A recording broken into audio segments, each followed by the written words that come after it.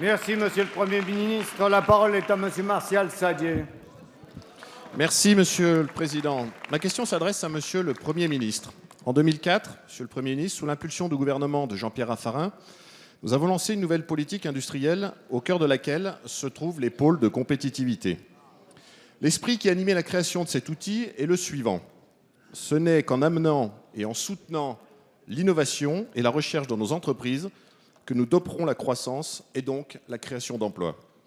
Depuis, les gouvernements successifs ont toujours soutenu de façon indéfectible les pôles de compétitivité. Or, Monsieur le Premier ministre, depuis quelques mois, votre gouvernement nous donne des signaux quelque peu alarmants. En effet, les chefs d'entreprise, les entreprises, les pôles de compétitivité, mais aussi plus largement l'ensemble des clusters, des grappes d'entreprises s'inquiètent quant à leur avenir et craignent un éventuel abandon de ces outils qui pourtant ont prouvé leur efficacité. En témoigne une région parmi tant d'autres, la belle réussite des pôles de compétitivité en région Auvergne-Rhône-Alpes. Première source d'inquiétude, Monsieur le Premier ministre, si la loi NOTRe a opéré dès janvier 2017 un transfert de compétences des départements aux régions dans le domaine économique, ce texte a délibérément omis d'évoquer la question du financement de ce transfert qui n'est en rien réglé à ce jour entre les départements et les régions.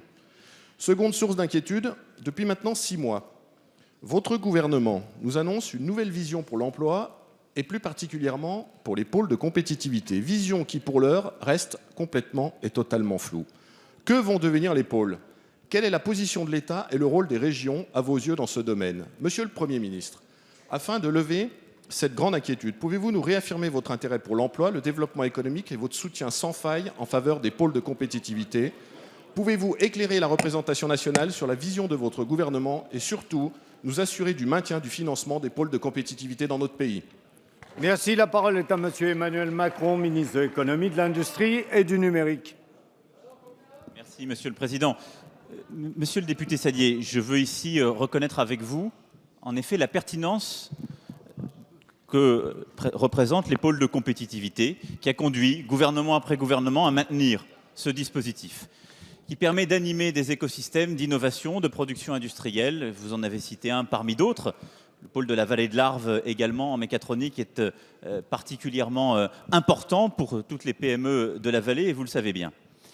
Notre intention n'est pas de supprimer cette organisation.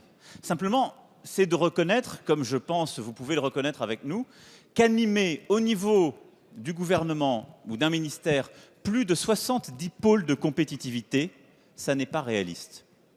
Et c'est en quelque sorte la résultante d'un non-choix français, d'une habitude que nous avons prise.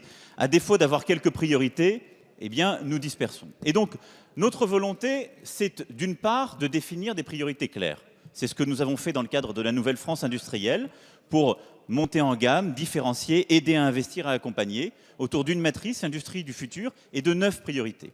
Puis ensuite, c'est d'évaluer. Il n'y a pas de solution miracle, mais c'est regarder ce qui fonctionne bien et moins bien et de conduire à réorganiser ces pôles à l'issue de 10 ans de fonctionnement. Il y a eu plusieurs évaluations. Il y a aujourd'hui une évaluation consensuelle, partagée avec les régions, puisque c'est une démarche que nous conduisons avec les régions pour regarder justement les pôles qui fonctionnent bien et moins bien.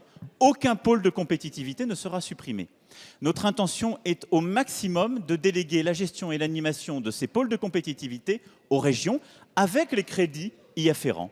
Et c'est d'organiser, comme j'ai eu l'occasion de le dire il y a quelques semaines en compagnie de Jean-Michel Baillet lorsque nous avons annoncé cette initiative, eh bien d'organiser sur le territoire en quelque sorte l'organisation entre ces pôles pour que 9 à 10 d'entre eux puissent être coordonnés par l'État et que